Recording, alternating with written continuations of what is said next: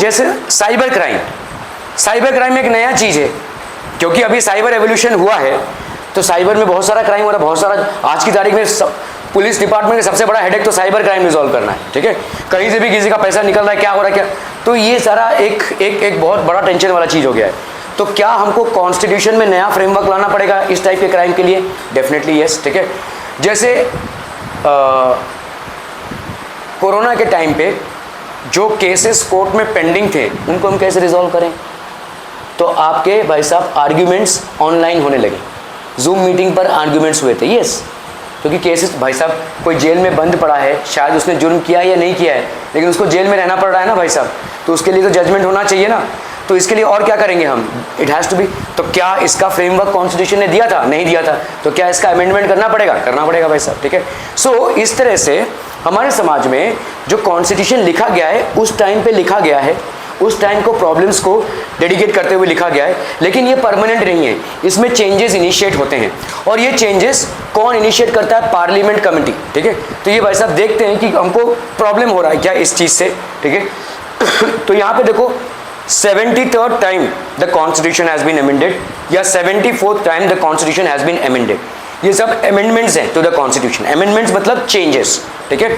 So 73rd and 74th amendment to the Indian Constitution granted constitutional status and protection to the local self-governing institutions of India. It also increased their powers. तो जितने भी local self-governing institutes थे, उनके powers को बढ़ाया गया। They basically increased their powers. Are we clear? ठीक है। क्योंकि भाई साहब local self-government, भाई साहब अच्छा अभी हमको state को फोन करना पड़ेगा, तो ताबड़तोड़ भाई साहब काम करो ना, ठीक है। तो अगर पावर को आप इंक्रीज करेंगे तो वो ताबड़तोड़ काम भी कर सकते हैं, क्योंकि लोकल सेल्फ गवर्नमेंट से लोकल पीपल जुड़े हुए हैं, उनकी समस्याओं का तो निवारण हो, ठीक है। ओके, सो इसमें क्या हुआ भाई साहब? It increase their powers. Local self government जो इंस्टीट्यूशंस थे, उनके पावर्स को बढ़ाया गया, ठीक है। राइट टू इंफॉर्मेशन एक्ट बहुत खतरनाक एक्ट है ये, ठीक है। इस एक्ट के तहत, ये एक्ट लॉन्च हुआ था 2005 में। गवर्नमेंट बहुत सारे फ्रॉड में इन्वॉल्व हो रही थी उसके पहले, और बहुत सारे रिपोर्ट्स आ रहे थे, बहुत सारे स्कैम्स हो रहे थे गवर्नमेंट लेवल पे, घूस वगैरह लिया जा रहा था, इस तमाम चीज़ें हैं, ठीक है। तो गवर्नमेंट जितने भी प्रोजेक्ट्स करती है, कोई ब्रिज बनाना, कोई रेलवे का काम करना, या कोई इंस्टीट्यूट खोलना, ठीक है, कोई एजुकेशनल इंस्टीट्यूट खोलना, तो ये सारी चीज़ें जो कर रही है गवर्नमेंट, कहाँ से कर रही है? हाईवे बनाना, एयरपोर्ट बनाना, तो आपके टैक्स के पैसे से कर रही है ना। So is the government reportable for all this? नहीं, रिपोर्टेबल, यस भाई, आपका पैसा लगा हुआ है ना, तो आपके लिए क्या गवर्नमेंट की जवाबदारी है? यस, ठीक है। जब बड़े बड़े काम होते हैं तो झोल तो होंगे पूरा, ठीक है। आप किसको कॉन्ट्रैक्ट दे रहे हैं, किस बेसिस पे कॉन्ट्रैक्ट दे रहे हैं, कितना अमाउंट कॉन्ट्रैक्ट का डिसाइड हुआ है, ये सारी चीज़ें आती हैं भाई साहब। मैं आपको एग्जांपल देता हूँ। ये सीसीटीवी कैमरा है, कितने का होगा? Any idea? 2000, चलिए 1400 1500 ऐसा ही होगा। मैं किसी गवर्नमेंट कॉन्ट्रैक्ट में जो रस्तों पे सीसीटीवी कैमरा लगते हैं ना, उसको देख लिया मैंने, है ना। ऐसे ही मेरे साथ किसी की पहचान थी, तो मैंने देखा उसमें एक कैमरा को उन लोगों ने 35,000 लिया है। तो सोचिए, मतलब मैं आपको बोल रहा हूँ कि अंडरस्टैंड द स्कोप ऑफ झोल हेयर।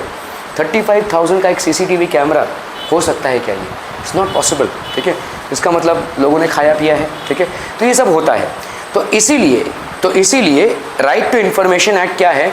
आप गवर्नमेंट से किसी भी प्रोजेक्ट में हुए कामकाज के बारे में पूरा ब्यौरा ले सकते हैं। कितना कॉस्ट पे हुआ है ये, कितना पैसे का इन्वॉल्वमेंट है, किसको कितना पैसा गया है, कॉन्ट्रैक्टर को कितना पैसा गया है, कितना डेवलपमेंट हुआ है, क्या क्या काम हुआ, सब कुछ, सारा बिलिंग आप ले सकते हैं, सारा ब्यौरा, ठीक है। तो इसको हम बोलते हैं राइट टू इन्फॉर्मेशन एक्ट। ये एक्ट के लॉन्च होने के बाद ताबड़तोड़ लोगों ने भाई साहब क्या किया? दे स्टार्टेड फाइलिंग केसेस, ठीक है। तो मतलब अगर आपने लिखित में राइट टू इन्फॉर्मेशन एक्ट में गवर्नमेंट के किसी डिपार्टमेंट पे जाकर ये सबमिट कर दिया कि जो ब्रिज बना है ना, इसके बारे में मुझे सब कुछ जानना है, कितना कौन कॉन्ट्रैक्टर था, किस बेसिस पे उसको कॉन्ट्रैक्ट दिया गया, कितना खर्चा आया, कितना आपका मतलब सारा सब कुछ, ठीक है, फाइनेंशियली जानने का आपका पूरा हक है और गवर्नमेंट को वो इन्फॉर्मेशन आपको देना ही पड़ेगा, ठीक है। That is called RTI, right to information act. इसके चलते बहुत लोगों की जानें गई हैं, बहुत लोग मारे भी गए हैं, क्योंकि झोल होता ही है और अगर आप जानने की कोशिश करें तो झोल को हम कवर नहीं कर पाएंगे। तो आसान तरीका है आपको उड़ा दें या आपको पैसा दे दें, अगर आप पैसे से चुप नहीं बैठ रहे हो तो आपको उड़ा देंगे, ठीक है। तो इसके चलते काफ़ी लोगों को जाने गई है, लेकिन आज की तारीख में ये गवर्नमेंट के काम करने पे बहुत सारा ट्रांसपेरेंसी लाता है। ट्रांसपेरेंसी मतलब आप अगर अपना हक जानते हैं किसी भी गवर्नमेंट प्रोजेक्ट का सब कुछ जानने के लिए, तो गवर्नमेंट को भाई साहब मतलब काम वैसे ही करना पड़ेगा, सारी चीज़ें सही सही दिखानी पड़ेंगी, ठीक है। Right to information, citizens empowerment is the essential condition of democracy. तो ये एसेंशियल कंडीशन है डेमोक्रेसी का। Right to information act is an act of the parliament of India. तो ये भी एक अमेंडमेंट है, ठीक है। कब आया ये भाई साहब? 2005 को। तो अगर आप गवर्नमेंट के किसी भी डिपार्टमेंट में जाकर RTI फॉर्म लेना चाहते हैं, उनको देना पड़ेगा। RTI फॉर्म के तहत आप सारी जानकारी ले सकते हैं, सारी जानकारी ले सकते हैं, ठीक है। So this is basically an act of parliament of India. Citizens have the right to know about the functioning of the government. तो गवर्नमेंट कैसे फंक्शन कर रही है, कैसे सारी चीज़ों को संभाल रही है, क्या क्या हिस्सा है, सब कुछ जान सकती है। This act has made the government more transparent, accountable and has reduced the elements of secrecy in the working of the government. तो आज की तारीख में गवर्नमेंट को ट्रांसपेरेंट होना पड़ेगा। गवर्नमेंट को भाई साहब जवाबदारी है लोगों के लिए, तो उनको बताना पड़ेगा कहाँ क्या खर्चा हुआ है किसी प्रोजेक्ट में। Accountable, you have to basically list down all the details, why you have given the project to someone, on what basis have you given the project to someone, what is the amount involved and is the amount legitimate। आपने cement कितने खरीदे हैं उस bridge को बनाने के लिए, आपने लोहा कितना खरीदा है, किस रेट से खरीदा है, ठीक है। ये सारी चीज़ें आपको बतानी पड़ेगी, ठीक है। All projects and has reduce the element of secrecy. तो गवर्नमेंट भाई साहब अभी कुछ सीक्रेट रख ही नहीं सकता है। There is no scope for the government to keep any element of secrecy in all its deeds, because it knows that tomorrow someone might wake up and ask for information regarding it. So अभी वो secret नहीं रख सकती है अगर, तो पहले से ही भाई साहब काम वैसे करना पड़ेगा, है ना, ठीक है। Are we clear on this one people? Okay, just one moment people. कर सकती, ठीक है। उसको डर है कि कोई भी RTI से कल उभर के आएगा और पूछेगा, ठीक है। So it has to maintain all these things, okay. After the year 2000 democratic reforms are considered as rights of citizens. तो जितने भी डेमोक्रेटिक रिफॉर्म्स हुए डेमोक्रेसी के लेवल पे, they are considered as rights of citizens, ठीक है। ये आपके राइट्स बन गए आज की तारीख में। Right to information, education and food security have strengthened democracy in India. तो ये हो गया RTI एक्ट, मतलब समझ में आ रहा है, राइट टू इन्फॉर्मेशन। और इसके तहत आप गवर्नमेंट के किसी भी प्रोजेक्ट के बारे में सब कुछ जान सकते हैं।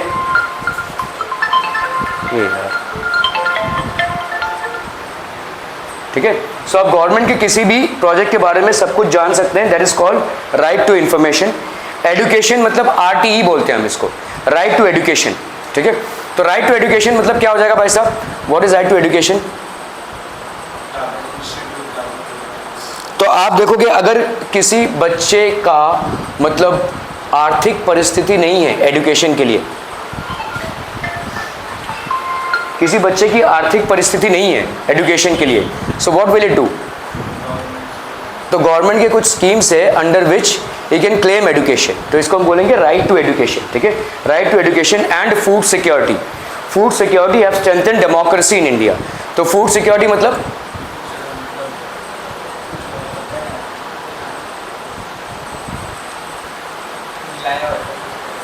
राइट, तो फूड सिक्योरिटी, आप अगर कोई फूड है और उसमें कोई झोल झाल कर रहा है, ठीक है, फूड में मिलावट हो रही है, एडल्ट्रेशन हो रहा है, तो उसके अंडर भी आप अपना वॉइस रेस कर सकते हैं, ठीक है। So right to information, education and food security have strengthened democracy in India, ठीक है। Right to information dash has made the government more transparent and has reduced the element of secrecy in its working, ठीक है। तो right to information 2005 has made the government more transparent, ठीक है, okay. What is the minimum voting age in India? 18 years, ठीक है, okay. The essence of democracy is universal adult franchisee, मतलब anyone who is above 18 years of age has got the right to vote. Decentralization of power, मतलब central level पे एक power, फिर state level पे एक power और फिर local level पे एक power. Policy of reservation of seats, ठीक है, जुडिशियल डिसीजंस, तो रिजर्वेशन कुछ सीट्स रिजर्व होती हैं, और जुडिशियल डिसीजंस। तो what is the essence of democracy? पहला चीज क्या है? Free and fair elections. और फ्री एंड फेयर इलेक्शंस के लिए क्या करना पड़ेगा? सबको इलेक्शन का मतलब अपना वोट कास्ट करने का राइट देना पड़ेगा। So this called decentralisation of power. Okay, decentralisation of power. Okay, explain the statements whether true or false. Indian democracy is considered the largest democracy in India, in the world. That will be basically true. ये आपके previously asked both questions हैं, ठीक है। Lowering of vote age, ठीक है, everyone has the right to vote. India has the largest number of voters. तो पहले हमने क्या किया भाई साहब, 21 years था हमारा, उसको हमने lowering down किया to include youngsters in the process of voting. Everyone has the right to vote, and India has the largest number of voters. So this will be basically what Indian democracy in the world. Okay. Write short notes on the right to vote. After independence, right to vote was equally given to men and women above the age of 21. तो independence के बाद right to vote किसको मिला भाई साहब? Man and women above the age of 21. Age was reduce from to 18 years, 18 years तक reduce कर दिया गया। Largest democracy in the world, और इसी से हमारा बना भाई साहब largest democracy. Right short notes on the right to information. कब बना भाई साहब ये? 2005 में। To empower the citizens, promote transparency and accountability. तो 2005 में ये राइट आया, राइट टू इन्फॉर्मेशन। तो इस किस लिए आया भाई साहब? सिटीजन्स के लिए, प्रमोट ट्रांसपेरेंसी एंड अकाउंटेबिलिटी। तो to empower citizens, to promote transparency and accountability, ठीक है। Increases people's participation in administration, तो लोगों का इन्वॉल्वमेंट बढ़ा किसमें? एडमिनिस्ट्रेशन में। Keep citizens informed about the functioning of the government, ठीक है।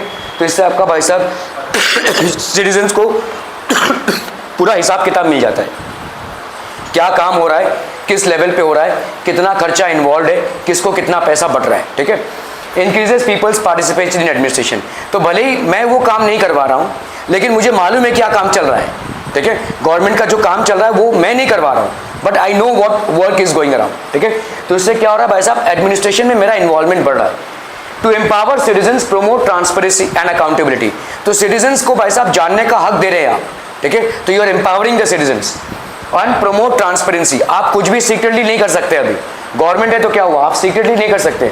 आपको ऐसे काम करना पड़ेगा कि कल को आपको ये इंफॉर्मेशन सिटीजन्स को पास आउट करना है। एंड अकाउंटेबिलिटी, अकाउंटेबिलिटी मतलब हिसाब किताब, ठीक है। तो ये हिसाब किताब बराबर होना चाहिए, हिसाब किताब बराबर होना चाहिए, ठीक है।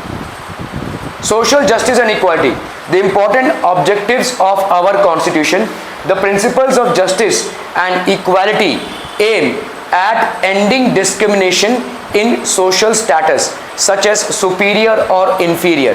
कोई भी सोशल स्टेटस में डिफरेंस नहीं रहेगा, कौन सुपीरियर है कौन inferior, on the basis of caste, religion, language and gender, place of birth, race and property. इन सारी चीज़ों में, ठीक है, कोई भी डिफरेंस नहीं होगा, ठीक है। तो सब में सब आपका ये importance objectives of our constitution, ये पहला हमारा ऑब्जेक्टिव है कि कोई भी समाज का वर्ग, चाहे वो कास्ट का हो, चाहे वो रिलीजन का हो, चाहे वो लैंग्वेज का हो, चाहे वो क्रीड का हो, किसी भी वर्ग में शोषण नहीं होगा, ठीक है। कोई भी वर्ग शोषित नहीं होगा। That is the main reason for the constitution to be form, ठीक है। Okay, for democracy to be inclusive one must try to bring all sections of the society in the mainstream. तो सारे sections को भाई साहब main stream में लाना है। एक एग्जाम्पल देता हूँ आपको। जैसे एक फेस्टिवल होता है नवरोज़, उसकी छुट्टी मिलती है आपको। ज़्यादा करके आपको देखोगे स्कूलों में छुट्टी रहेगी उस दिन। ये नवरोज़ होता क्या है, व्हाट इज़ इट? देखिए, मराठियों का एक न्यू ईयर डे होता है, बंगालियों का एक न्यू ईयर डे होता है, पंजाबियों का एक न्यू ईयर डे होता है। तो इनके स्टेट्स में उस न्यू ईयर डे में शायद छुट्टी रहती हो, लेकिन सारे जगहों पे इंडिया में नवरोज़ के दिन छुट्टी होगा। That is Parsi new year. Why? क्योंकि वो एक माइनॉरिटी कम्युनिटी है, ठीक है। There are hardly any Parsians who are there in India, and government को लगता है कि चलो इनको ऊपर हम मेन स्ट्रीम में लाते हैं। तो मेन स्ट्रीम में लाने का ये एक प्रोसेस है, ठीक है। आप बोलेंगे भाई साहब पूरे इंडिया में महाराष्ट्र दिवस को छुट्टी क्यों नहीं है, मतलब जिस दिन आपका मराठी दिवस है या क्या बोलते हैं उसको, न्यू ईयर दिन है, गुड़ी पाड़वा जो भी है, उस दिन पूरे इंडिया में क्यों नहीं छुट्टी है? तो नवरोज में पूरे इंडिया में क्यों छुट्टी है?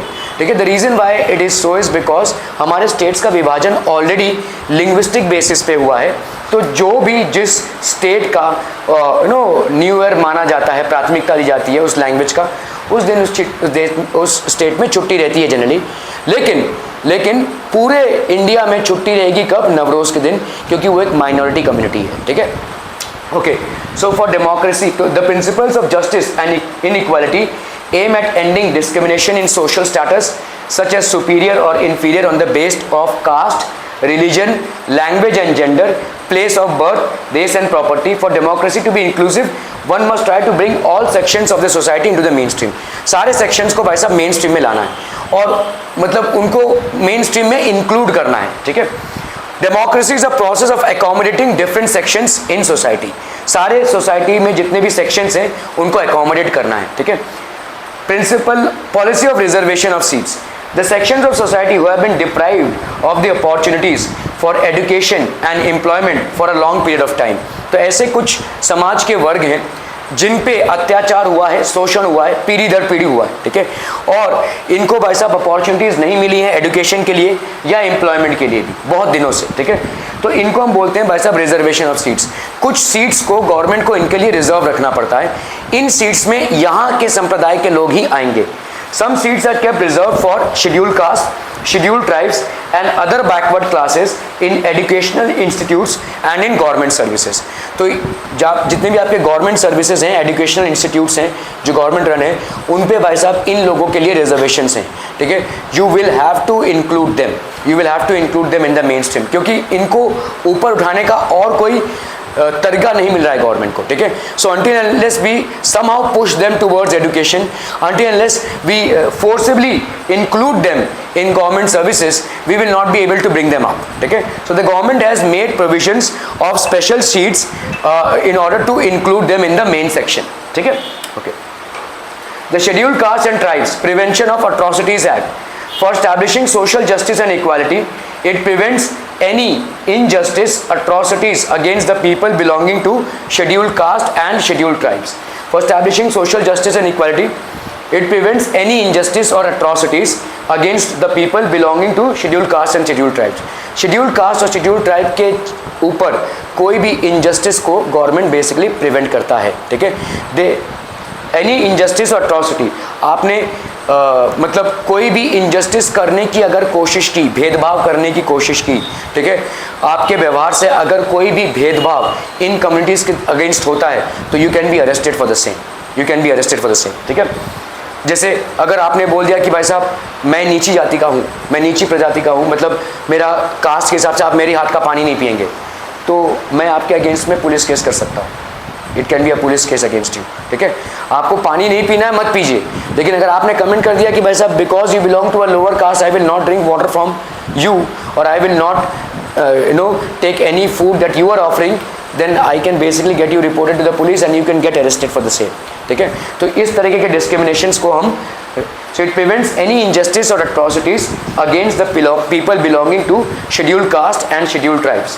Provisions for minorities, to prevent minorities the opportunities for education and employment. To prevent minorities the opportunities for education and employment. ठीक है, to protect their right to equality, freedom, cultural and educational rights and right against exploitation. ठीक है, तो इनके rights equality, freedom और culture and educational rights and right against exploitation. ठीक है, ये सारे राइट्स को। Laws relating to women and provision for representation, to remove illiteracy among women and to make available opportunities for their development. ठीक है, तो जितने भी भाई साहब आपके वुमेन है, to remove illiteracy among women, ठीक है, and to make available opportunities for their development. तो वुमेन भी भाई साहब बहुत दिनों से शोषित हैं, ठीक है, उनके ऊपर भी बहुत सारा अत्याचार हुआ है, तो उनके डेवलपमेंट के लिए भी, ठीक है। Right to have an equal share in the property of the father and husband, dowry provision act. ठीक है, तो फादर और हस्बैंड दोनों के प्रॉपर्टीज़ में वुमेन का इक्वल शेयर है। ठीक है, तो आज की तारीख में साहिल और अगर उसकी कोई सिस्टर होगी तो साहिल के पापा के प्रॉपर्टी में दोनों का 50% शेयर होगा। ठीक है, तो अगर उसने साइन कर दिया कि नहीं तू मेरी प्रॉपर्टी रख ले, then Sahil can claim that property, otherwise she has equal share in that property. And the same thing happens in husband's property as well, ठीक है। तो हस्बैंड के प्रॉपर्टी में भी उनका इक्वल शेयर होता है। Dowry prohibition act, dowry prohibition मतलब दहेज प्रथा, ठीक है। डाउरी अगर कोई मांगता है, कोई देता है, दोनों भी भाई साहब अपराध कर रहे हैं, ठीक है। हालांकि चल रहा है अंडर द टेबल, लेकिन डाउरी मांगना या डाउरी के लिए फीमेल को प्रताड़ित करना, फीमेल को मतलब टॉर्चर करना, ये सारे आपके भाई साहब पनिशेबल क्राइम्स हैं, ठीक है। अगेंस्ट सेक्सुअल हैरासमेंट, ठीक है। एक्ट अगेंस्ट सेक्सुअल हैरासमेंट मतलब जब ऑफिस वगैरह में आप काम करते हो तो अगर बॉसेस आपको सेक्सुअल फेवर्स देने की कोशिश कर रहे हैं, कोई आपके साथ छेड़खानी कर रहा है, मॉलेस्टेशन कर रहा है, कमेंट्स पास कर रहा है, all this can be included under sexual harassment, ठीक है। आज की तारीख में भाई साहब ये बहुत बड़ा सीन है, ठीक है। आप अगर ऑफिस में काम करते हो और किसी लेडी ने आपके अगेंस्ट में रिपोर्ट कर दिया सेक्सुअल हैरासमेंट, आपकी जीवन खराब हो जाएगा। फटाफट कॉर्पोरेट को भाई साहब, अगर प्राइवेट इंस्टीट्यूट है तो उसको भाई साहब प्रॉपर गवर्निंग बॉडी लानी पड़ेगी, एचआर को इन्वॉल्व होना पड़ेगा और इस केस को इन्वेस्टिगेट करना पड़ेगा, ठीक है। So that is how things are, ठीक है, that is how things are. तो domestic violence prohibition act, domestic violence ज़्यादा करके महिलाओं पे अत्याचार होना, ठीक है। अगर साहिल खाड़ के रोज़ दारू पी के अपनी बीवी को पीटता है तो उसके अगेंस्ट भाई साहब डोमेस्टिक वायलेंस हो सकता है। अगर उल्टा हुआ तो अभी तक फिलहाल इसके लिए कोई संविधान नहीं है, ठीक है। अगर उल्टा हुआ तो, हालांकि हम बोल रहे हैं डोमेस्टिक वायलेंस, ठीक है। डोमेस्टिक वायलेंस ज़्यादा करके स्त्रियों पे होता है। अगर भाई साहब जेंट्स मार खा रहे हैं तो हुआ नहीं है अभी तक, लेकिन आप रिपोर्ट कर सकते हैं, ट्राई कर सकते हैं, ठीक है। आपकी बीवी ने आपको पीटा है तो इस बारे में आप ट्राई कर सकते हैं। खैर, important provisions for protecting the freedom, the dignity and self esteem of women. There are important provisions for protecting the freedom, dignity and self-esteem of women and securing their development. ये सब तो कहने, पढ़ने और सुनने और जानने की बातें हैं, लेकिन बहुत मतलब माइन्यूटली अगर हम देखें तो चेंजेस बहुत कम हुए हैं, specially in terms of women. Although we are today supporting their working out of homes, although we are supporting their education, there have been changes nevertheless, but बहुत माइन्यूट लेवल पे आप देखेंगे तो ये चेंजेस अभी तक इनकॉर्पोरेट नहीं हुए, ठीक है। जैसे एक बहुत फेमस कहावत है, माँ के हाथ का खाना, ओह स्वाद ही कुछ और होता है, ठीक है। इसमें ना आपका फ्रॉड है, ठीक है। फ्रॉड कैसा है आप सोचिए, माँ के हाथ का खाना, ओह क्या स्वादिष्ट। आप माँ के हाथ के खाने की तारीफ कर रहे हैं या माँ को आइडेंटिफाई कर रहे हैं खाना बनाने वाले के साथ? थिंक अबाउट इट, ठीक है। मैं आपको बोल रहा हूं कि 80% of the women don't know how to cook, और ऐसा सारे जेंडर्स में है। Even 90% of the males would not know how to cook. सारे शेफ्स देखो भाई साहब सब मेल्स हैं, लेकिन प्रथा क्या है, आप चाहे जितने भी शिक्षित हो, आप चाहे जहां पे भी काम कर रहे हो, घर में आके आपको रोटी बेलना पड़ेगा, सिंपल। अभी भी, पहले भी था, अभी भी है, ठीक है। सो ये प्रथा तो चली आ रही है, और इसको बूस्ट करने के लिए माँ के हाथ का खाना, इस चीज़ को बूस्ट कर रहे हैं हम, है ना, just a booster for it. माँ के हाथ का खाने का जवाब ही नहीं, हो सकता है टेस्टी है, लेकिन इसके पीछे एक फ्रॉड भी तो चल रहा है। फ्रॉड ये है कि भाई साहब आपने उस शख्सियत को आइडेंटिफाई करवा दिया है कि भाई साहब तुम जो भी कर लो चूल्हा चौका करना पड़ेगा, है ना। आप यही बोल रहे हैं ना, बाप के हाथ का खाना सुना है कभी? हालांकि मैं अपने घर में अच्छा खाना बनाता हूँ, लेकिन अभी तक ये उपाधि मुझे भूली नहीं है। खैर, तो मैं आपको ये बोलने की कोशिश कर रहा हूँ कि जैसे समझो ये बिल्डिंग है, 100 फैमिलीज रहती हैं, 100 फैमिलीज रहती हैं एक बिल्डिंग में, ठीक है। 100 औरतें हैं जिनको रोज भाई साहब खाना बनाना पड़ता है। अगर मैं बोलूँ कि 80 में से उनको खाना बनाना नहीं आता है, 20 को अच्छा खाना बनाना आता है, क्या 20 लोगों को इन 100 लोगों के लिए खाना बनाने के लिए एम्प्लॉय किया जा सकता है? और इन 80 लोगों का हम क्या करें भाई साहब? कोई हो सकता है टीचर अच्छा हो, कोई हो सकता है लॉयर अच्छा हो, कोई हो सकता है डॉक्टर अच्छा हो, कोई हो सकता है कोई और प्रोफेशनल अच्छा हो। उनके स्ट्रीम्स में उनको काम दो। Will it be more productive? Definitely it will be. एक मन मार के एक इंसान को वही काम इसीलिए करना पड़ रहा है क्योंकि उसका जेंडर वो है। सोचिए, आप 4 दफ़ा खाना खाएंगे, इसके पीछे एक इंसान को किचन में कम से कम 5 से 6 घंटा रहना पड़ेगा, चाहे उसको मन मार के ही करना पड़े, ठीक है। सो हम ये सब चीज़ें बोल सकते हैं, ये सब चीज़ें पढ़ने में ठीक है, लिखने में भी ठीक है, लेकिन आपके सोसाइटी में ये चीज़ें इनकॉर्पोरेट होना बहुत मुश्किल है। अभी तक हम उसी धारणा में हैं और अभी तक यही फॉलो हो रहा है भाई साहब, 9:30 बजे के बाद आधा भारत रोटी बेल रहा है। यही हकीकत है भाई साहब, है ना। सो ट्राई एंड इनकलकेट, ये सब चीज़ें पढ़ोगे आप एग्जाम में लिखने के लिए डेफिनेटली, लेकिन थोड़ा और आगे की भी सोचो कि आप कल एक और नया जनरेशन आपके सामने आएगा, उसके सामने भी कुछ चीज़ें कल्टीवेट करो। मैं नहीं बोल रहा हूँ कि भाई साहब मैं एकदम परफेक्ट इंसान हूँ, लेकिन मुझे खाना बनाने में कोई शर्म नहीं है, और मैं ये दावे के साथ कह सकता हूँ जिस दिन मैं खाना बनाता हूँ मेरे घर में सब लोग ऐसे बैठ रहते हैं, अच्छा बनाता हूँ, ठीक है। दैट इज़ तो मैंने सीखा है भाई, मैंने सीखा है, कोई गर्ज नहीं है भाई साहब। तो कल को अगर मेरी बेटी की शादी होती है तो she would expect the husband to cook, why not, क्यों नहीं, क्यों नहीं, यहाँ से चेंज शुरू होगा। सो until and unless you do it yourself, your kids will not understand this। मैं कपड़े नहीं धो सकता, लेकिन वॉशिंग मशीन में धो सकता हूँ, तो वो डिपार्टमेंट भी मेरा है, घर पे करता हूँ भाई साहब, कोई बड़ी बात नहीं है, धोना है भाई साहब, सुखाने को देना, हो गया, खत्म कर। But what is the harm in doing these things? What is the harm in doing these things? इन चीज़ों को ना सिर्फ पढ़ना जानना और समझना नहीं है, इन चीज़ों को आपको इनकलकेट भी करना है। क्या हम इन 80 महिलाओं से कोई और काम करवा सकते हैं जो ये बिना मन मारे करें और जो ये अच्छा करें, तभी डेवलपमेंट होगा। ज़बरदस्ती काम उनको ठूस के रखा है हमने, और रोज़ 6 घंटा वो भाई साहब चाहे कुछ भी और काम कर लें, 6 घंटा उनको भाई साहब उसी काम में इन्वॉल्व होना पड़ता है। So is there a scope for change? There needs to be a change in the way you think about things, ठीक है। ये सब पढ़ना जानना और समझना तो ठीक है, आंसर लिखने के लिए ठीक है, लेकिन ये सारे चेंजेस आपके जीवन में भी आने चाहिए। Important provisions for protecting the freedom, dignity and self esteem of women and securing there development, ठीक है। मैं दावे के साथ बोल रहा हूँ कि डेवलपमेंट मतलब ये नहीं होता है कि कितनी बिल्डिंग्स बन गई, या कितने भाई साहब रोडवेज बन गए, या कितने हाईवेज बन गए, या कितने भाई साहब आपके क्या, ये एक डेवलपमेंट का एक एस्पेक्ट है। लेकिन मेरे हिसाब से सही डेवलपमेंट तब है जब एक बेटी अपने बाप से अपने पीरियड्स में हो रहे प्रॉब्लम्स को खुल्लम खुल्ले डिस्कस कर सके। That is development according to me, और ये मैं बात 2 बेटियों का बाप होने के बाद बोल रहा हूँ। That is development according to me, that is development according to me. इस लेवल का सोच अगर हमारे अंदर आता है तब डेवलपमेंट की बात कर रहे हैं हम, अदरवाइज नहीं कर रहे हैं हम भाई साहब। ये बिल्डिंग्स तो कोई भी बना लेगा, ये रास्ते तो कोई भी बना लेंगे भाई साहब, ये तो होता ही रहेगा, but that is development, that is development. So that is my thought, it might be wrong, it might be right, but that is how I think about it. 73rd and 74th amendment, देखिए बार बार amendments हो रहे हैं। Reserve 33% of seats for women in local self governing institutions, ठीक है। तो भाई साहब local self governing institution, सबसे बड़ी कॉमेडी क्या हो गई, मेरी माँ अभी वो एक ग्रेजुएट है, आप समझिए उस टाइम की ग्रेजुएट है, मतलब उस टाइम पे ग्रेजुएट होना फीमेल्स के लिए बहुत बड़ी बात थी। आज की तारीख में उसके 2 नी के ऑपरेशंस हुए हैं, मतलब उसको चलने को नहीं होता है।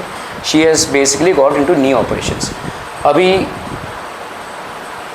मैंने बोला कि मैं खाना बना लेता हूँ, मेरी वाइफ खाना बना लेती है, पापा चावल तो उबाल ही लेंगे, ठीक है, और बाकी मेरी बेटी भी कुछ ना कुछ तो बना ही लेगी, चाय कॉफ़ी तो बना ही सकती है। तो मैंने बोला तेरे को काम करने की क्या ज़रूरत है, तेरे को रोज़ किचन में आने की क्या ज़रूरत है, नहीं आना ही है, उस टूटी हुई कमर में और उस पैर में उसको आना ही है। क्यों क्यों? आज की तारीख में भाई साहब उसके पास कोई आइडेंटिटी बची ही नहीं है, वो खाना बनाने के साथ ही उसका जीवन जुड़ा हुआ है। मतलब उसको ये लगता है कि अगर आज मैं खाना नहीं बना पाई तो शायद अगर खाने से बंद हो गया, खाना बनाना बंद हो गया तो मेरा जीवन भी बंद हो जाएगा। That's how closely identity is. Identity crisis हो गई है, साल दर साल वही काम वही काम वही काम वही काम, ठीक है। वो स्कूल, प्राइमरी स्कूल में एक टीचर थी, 1 साल 2 साल 3 साल उसने नौकरी की, फिर छोड़ दिया, ठीक है। क्या वो अच्छा टीचर थी? Yes, she was a good teacher. वैसे छोटे छोटे बच्चे को लाइन लगा हुआ था मेरे घर में, मैंने देखा है, ठीक है। तो मैं ये बोल रहा हूँ कि उस एस्पेक्ट को वो डेवलप ही नहीं कर पाई, यही खाना बनाने के चक्कर में पड़ी हुई है, और आज तक उसी के चक्कर में पड़ी हुई है। शरीर साथ नहीं दे रहा है, फिर भी वो खड़ी हुई है भाई साहब, पकाए जा रही है। तो मैं बोल रहा हूँ यार छोड़ो, लेकिन नहीं छोड़ पा रही है, क्योंकि उसके साथ उसका आइडेंटिटी बन गया है। एंड ये आइडेंटिटी अगर इसको हम छीन लेंगे उससे, तो उसको ये लगता है कि अब जीवन कैसे रहेगा, ठीक है। भाई सबसे बड़ा कॉमेडी तो तब हो गया जब कोरोना हुआ था मुझे, तो टेस्ट चला जाता है ना, तो मैंने बोला यार खाने में टेस्ट नहीं आ रहा। इतनी भड़क गई मेरे ऊपर, बाप रे बाप। बोली नवाबजादे, मैं सुबह से काम कर रही हूँ, तुमको खाने में टेस्ट नहीं आ रहा है, बड़े नवाब हो तुम भाई साहब, बना लो तुम खुद ही। मैंने बोला अरे भाई बीमारी है इसलिए टेस्ट नहीं आ रहा है। उसने मेरे से बोला काश ये बीमारी सबको हो जाए, मतलब कोई मरे ना लेकिन ये बीमारी सबको हो जाए। भाई साहब मेरा ये इतना मतलब जो काम कर रही हूँ मैं वही खत्म हो जाए ना भाई, ये बीमारी सबको हो जाए, कोई मरे ना लेकिन टेस्ट सबके जीवन से चला जाए अगर, तो प्रोसेस थोड़ा आसान हो जाए। खैर, national and state level commissions also exist for women.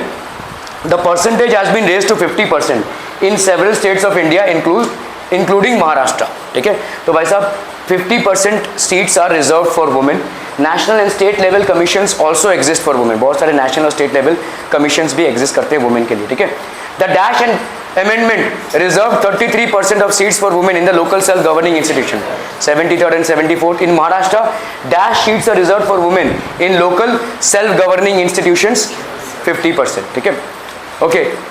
Which particular law acts created a favorable environment for protection of freedom of women and secure their development? Which decisions of the court has resulted in protection of honor and dignity of women? Domestic violence prohibition act, dowry prohibition act, right to have an equal share in the property of father and husband. ठीक है, तो ये भाई साहब आपके main की points होंगे। It helps in strengthening democracy, role of judiciary, judiciary मतलब जस्टिस सिस्टम है भाई साहब। ठीक है, तो इसका भाई साहब ये क्या है, it helps in strengthening democracy and work towards achieving the objectives of social justice and equality. Basic framework of constitution क्या हो जाएगा, कॉन्स्टिट्यूशन इज एक बेसिकली डायनेमिक और लिविंग डॉक्यूमेंट है। It has to change according to changing conditions. Judiciary has specified the limitations on this power. ठीक है, तो आपका कॉन्स्टिट्यूशन मतलब आप भाई साहब जैसे ताबड़तोड़ कॉन्स्टिट्यूशन को चेंज नहीं कर सकते, इसके लिए पूरा लीगल प्रोसेस है। ठीक है, इसके लिए तो हर एक ने हर एक पे ऊपर टैब रखा है। हमारे कॉन्स्टिट्यूशन के 3 विंग्स हैं, डेमोक्रेसी के 3 पिलर्स हैं, एग्जीक्यूटिव, लेजिस्लेचर एंड जुडिशरी। तो सबने सबके ऊपर टैब रखा है, ऐसा नहीं कि कोई भी भाई साहब अपना पावर एक्सरसाइज करेगा। ठीक है, okay. Parliament can not alter the basic structure of constitution. ठीक है, बेसिक स्ट्रक्चर को ऑल्टर नहीं कर सकता है, अमेंडमेंट्स ला सकता है, और ये अमेंडमेंट्स भी आपके जुडिशरी से अप्रूव होने चाहिए। ठीक है, ओके। बेसिक स्ट्रक्चर इंक्लूड्स क्या क्या, Republican and democratic form of government, इसमें कोई चेंजेस नहीं हो सकता, इसमें कोई भी चेंजेस नहीं हो सकता। ठीक है, रिपब्लिकन एंड डेमोक्रेटिक मतलब इलेक्शन से गवर्नमेंट सिलेक्ट होना। ठीक है, federal structure of the constitution, तो कॉन्स्टिट्यूशन का जो फेडरल स्ट्रक्चर है उसमें भी भाई साहब कोई चेंज नहीं हो सकता। Promotion of unity and integrity of the nation, आप अगर कोई भी लॉ लाने की कोशिश कर रहे हैं जो यूनिटी और इंटीग्रिटी को इंडिया का तोड़ रहा है, उसको भी भाई साहब कॉन्स्टिट्यूशन के तहत हम नहीं कर सकते। ठीक है, sovereignty of the nation, India as a nation has its own rights to take decisions, और इस चीज को आप किसी और को सौंप नहीं सकते। ठीक है, तो these are basically the things which can not include any changes. Secularism and supremacy of the constitution, तो सर्वधर्म के लिए सम्मान होना। ठीक है, इसको हम बोलते हैं secularism. Okay. Significant judicial decisions, the court has given judgments on important subjects like rights of children. ठीक है, प्रोटेक्टिंग ऑफ ह्यूमन राइट्स, मतलब 14 साल के पहले हर एक चिल्ड्रन का राइट टू एजुकेशन है। ठीक है, प्रोटेक्शन ऑफ ह्यूमन राइट्स, तो इसी राइट को करने के लिए गवर्नमेंट को mid day meal scheme launch करना पड़ा है। तो मतलब फार्मर्स का या पीजेंट्स का कहना है कि भाई साहब हमारे पास खाने के लिए पैसे नहीं है, हम इनको स्कूल कैसे भेजें, तो गवर्नमेंट को भाई साहब मिड डे मील लाना पड़ा कि भाई ठीक है आप स्कूल भेजिए, खाना हम खिलाते हैं। ठीक है, that is as per the rights of children. Protection of human rights, human rights का वायलेशन नहीं हो सकता, आप किसी इंसान को भाई साहब ऐसे ही काम नहीं करवा सकते। ठीक है, protection of the honour and dignity of women, individual freedom, tribal empowerment, ये सारी चीजें हो गई भाई साहब आपकी। ठीक है, complete the concept map. Republican and democratic form of government, provisions in the basic structure of the constitution, 1 2 3 4 क्या हो गया भाई साहब, फेडरल स्ट्रक्चर होता है, promotion of unity and integrity of the nation, sovereignty of the nation, secularism and supremacy of the constitution. ठीक है, complete the timeline. 1950 को कब लॉन्च किया था भाई साहब, year in which the law कौन सा होगा भाई साहब, right to information, the whole approach towards democratic forms has changed. ये क्या है भाई साहब, 1950 भाई साहब constitution of India came into force. ठीक है, 2000 the whole approach towards democratic reforms has changed. 2005 आपका right to information act launch हुआ है। 2014 year in which the number of women representatives, ठीक है, was maximum in Lok Sabha, ठीक है. Previously asked both question, Dash has a power to make changes in the constitution. Parliament has the power. Explain the statements whether true or false. Give reasons for your answers. The judgments of court on various subjects have made the political process in India more mature. True. The protection provided to the citizens by fundamental rights in the constitution. The court has given judgments which include rights of children, protection of human rights, protection of the honor and dignity of women, individual freedom and tribal empowerment. ठीक है. Explain the statements whether true or false.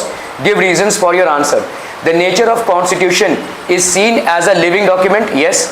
Indian constitution भाई साहब dynamic है. It accepts the necessity of modifications according to changing needs of the society. और इसीलिए कई दफ़ा constitution में अमेंडमेंट्स आए हैं क्योंकि जो सोसाइटी है वो इवॉल्व हो रही है, चेंजेस का रिक्वायरमेंट है. The parliament has the power to make these changes without alteration of the basic structure of the constitution. तो बिना बेसिक स्ट्रक्चर और बेसिक स्ट्रक्चर के हमने फंडामेंटल्स देखें, उनको बिना ऑल्टर किए पार्लियामेंट के पास पावर है, लेकिन इसके लिए भी सुप्रीम कोर्ट का अथॉरिटी चाहिए. Okay, so just at a glance, Indian constitution when did it come into force? 26th of January 1950. A government of the people, by the people and for the people. ठीक है. Political maturity to increase participation of people in the political process. What was done? Universal adult franchise was adopted, in which people who are above 18 years of age got the right to vote, because of which India became the largest democracy, because it was ensuring the largest participation of people in the electoral process. Voting age reduced to 18 years, which gave an opportunity to the youngsters of India to participate in politics. Decentralization of democracy, तो आपका decentralization of power is central to the democratic government of India. आपका central level पे government, state level पे government और local level पे government, this is called decentralization. Right to information act has made the government more transparent, accountable and has reduced the element of secrecy in the working of the government. Right to information मतलब सबको आपका जानने का हक बनता है क्या हुआ है. ठीक है. Social justice and equality, efforts and policies made by the government of India to establish social justice and equality. ठीक है. Policy of reservation of seats, भाई साहब रिजर्वेशन ऑफ सीट्स की पॉलिसी है. The scheduled caste and scheduled tribes prevention of atrocities act, provision for minorities, laws relating to women and provision for representation. ठीक है. तो ये सारी तमाम चीजें हैं. ठीक है. रोल ऑफ जुडिशरी मतलब जस्टिस सिस्टम का क्या रोल है? It helps in strengthening democracy and work towards achieving the objectives of social justice and equality. Significant judiciary decisions क्या क्या हुए भाई साहब? Rights of children, protection of human rights, ठीक है, protection of the honour and dignity of women, individual freedom and tribal empowerment. So these are basically the rights that have been governed. ठीक है. Okay, that completes the chapter. Thank you so much for your valuable time, people.